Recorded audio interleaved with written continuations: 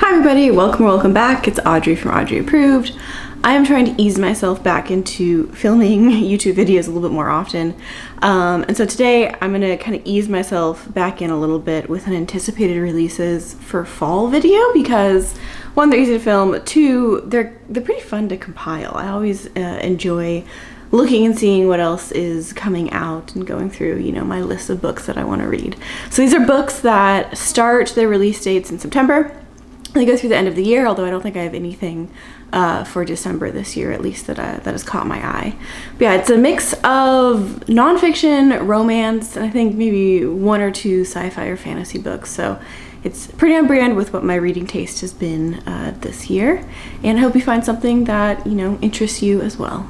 Okay, starting off in September, we have The Highest Exam, How the Gaokao Shapes China by Riuxue, Hongbin and Claire Cousineau, which comes out September 9th. It's all about the Gaokao, which is the single admissions test that takes place in China. So I think the common comparison is like if you took the SAT in the United States and it was the only thing that impacted your college admissions, not your grades, not your extracurriculars, not your entrance essay or anything like that. It was just the way you scored on this exam. And so obviously, you know, I was gonna say youngsters, but that makes me sound so old.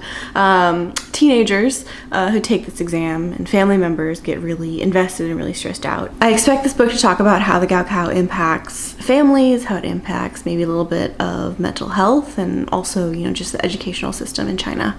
Yeah, I think it sounds pretty interesting. So that comes out pretty soon on September 9th. The next one I wish had come out a little bit earlier in the year. I went to Chile with my partner at the beginning of this year. And we went down there to do this big kind of hiking trip, but, you know, I spent like 5 minutes contemplating if we should also go to Easter Island. We did not, but I definitely would have picked this book up earlier in the year if I had seen it. It is Island at the Edge of the World, The Forgotten History of Easter Island by Mike Pitts, which comes out on September 11th. Easter Island, or Rapa Nui, is very famous for its moai, its big kind of stone heads that, you know, exist there. I'm sure all of y'all have seen pictures of it before. And there's a big mystery there around how these stone heads were made, what happened to the people who made them, you know, did they have some sort of environmental collapse, like what happened on this island? So I expect this to go into, you know, the historical, the scientific, the archaeological kind of history of Easter Island. And yeah, I think it sounds really good. The cover is also very, very nice. For an upcoming fantasy release, we have The Summer War by Naomi Novik, which comes out on September 16th. This is a novella. It's quite short, I think. And I've had really good luck with Naomi Novik in the past. I liked her standalones. I liked her, at least the beginning of the School of Mance trilogy. And I think she combines really fun, like, world building with, I think, really good writing and really good characterization. So I'm excited for this one.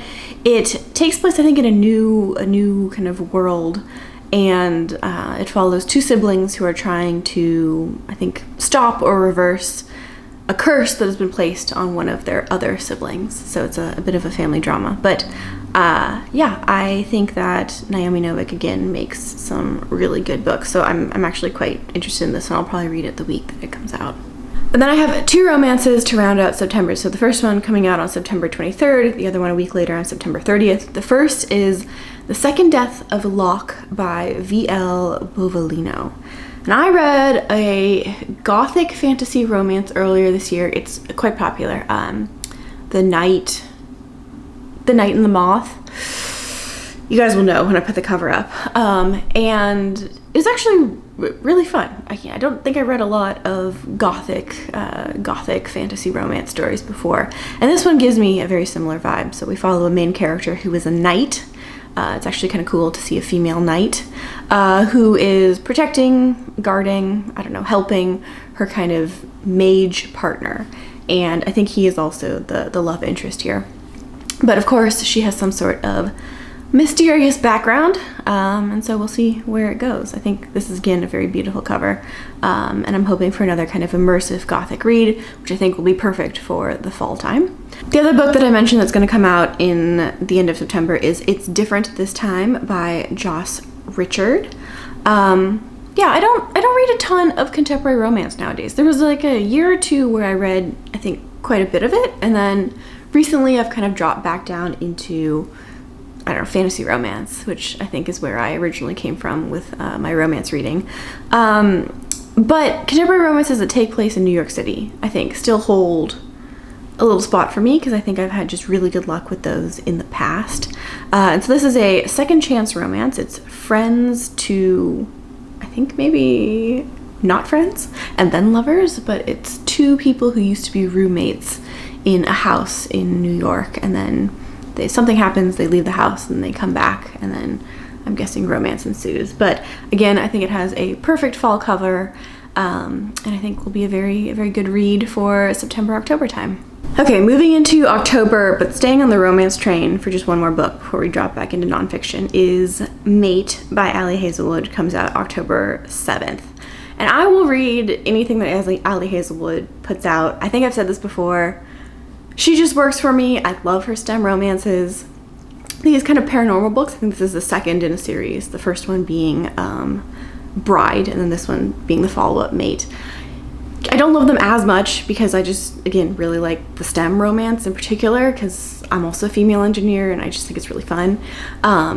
But I, again, really liked Bride, and so I'm hoping Mate will be just as fun. And again, perfect timing for the fall time. I was always surprised that Bride came out in like February because I thought, you know, what a perfect opportunity to release it in October.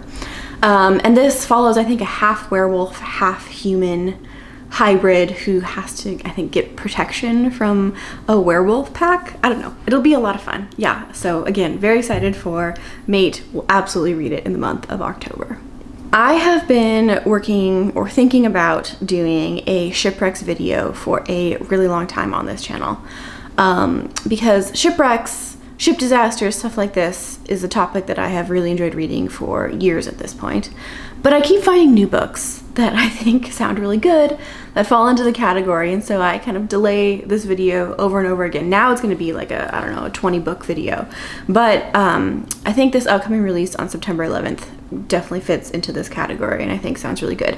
It is The Gales of November, The Untold Story of the Edmund Fitzgerald by Jason U. Bacon, which is about the shipwreck of the Edmund Fitzgerald on the Great Lakes. And this happened, I think, in 1975, so 50 years ago.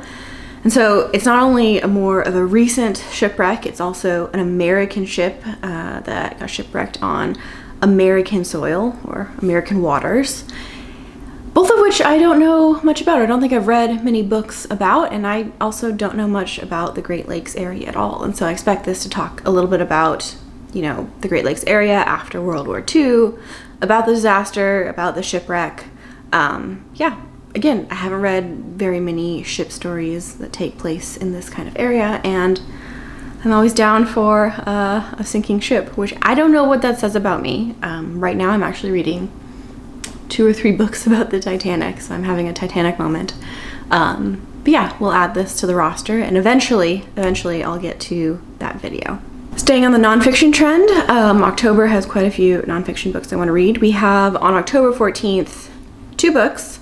The first is The Grave Robber, the biggest stolen artifacts case in FBI history and the Bureau's quest to set things right by Tim Carpenter. And yeah, I mean, I say I really love shipwreck videos, but I guess the topic that I love even more, and I know I've made videos on it in this channel before, is art theft, art fraud, art forgery, anything that has to do with that kind of stuff.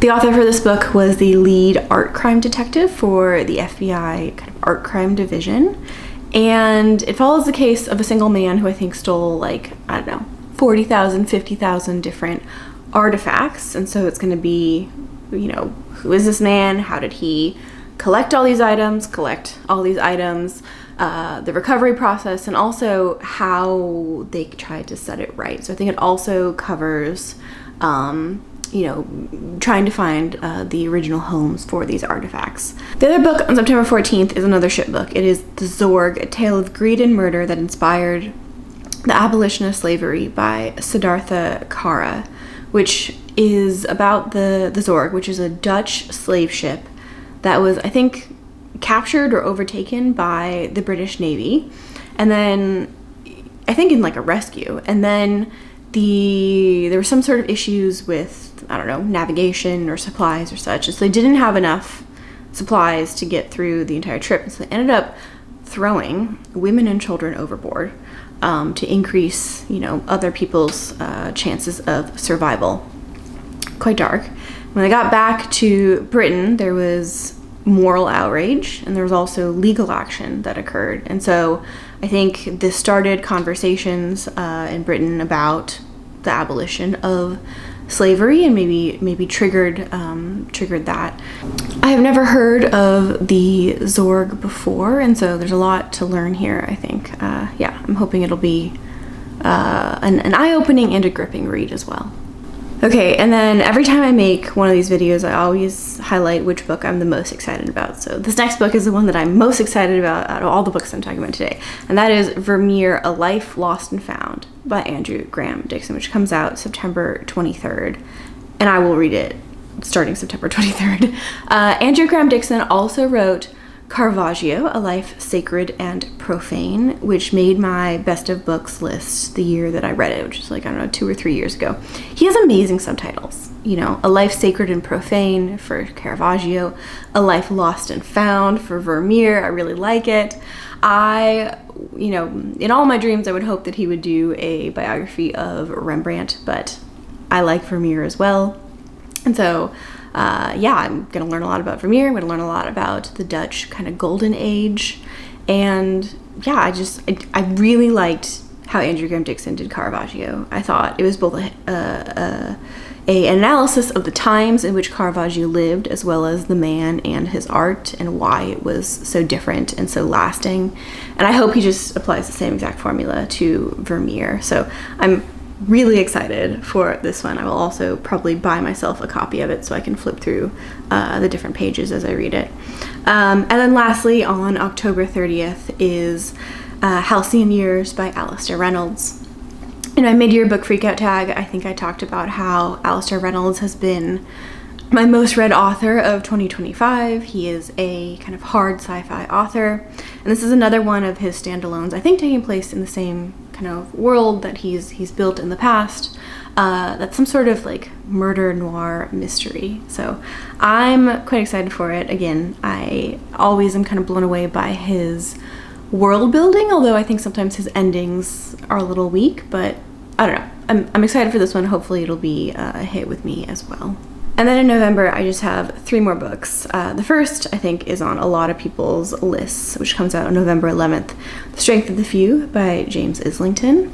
Like many people, I really enjoyed The Will of the Many when it came out, 2 or 3 years ago. I thought it was just really fun. It kept me, staying up really late reading my book. And so, again, I want to get to that second book in the series. I think a lot of people will also be reading it in the middle of November this year. The second book in November is about the Titan submersible that imploded a few years ago. So just Titan Unfinished, An Untold Story of Exploration, Innovation, and the Ocean Gate Tragedy by Guillermo Sohnlein. And I think, I came across this because I'm currently reading a lot of books about the Titanic. I'm having a Titanic moment. Including books about the exploration and the discovery of the Titanic, and so this falls into that category. I'm a little bit apprehensive for it because the author was actually a co-founder of Ocean Gate and friends with the CEO who died in the incident. And the book blurb actually sounds super positive. It's like Ocean Gate actually had a rigorous safety testing procedure and stuff like this, which I'm not super familiar with the details, but I'm pretty sure the Coast Guard found otherwise, especially with safety and in regards to safety testing. So I don't know, this one might be a hit. It might be a big miss as well. I'm not quite sure yet. And then the very last book that I want to talk about today comes out November 25th, is Family of Spies, a World War II story of Nazi espionage, betrayal, and the secret history behind Pearl Harbor by Christine Kuehn.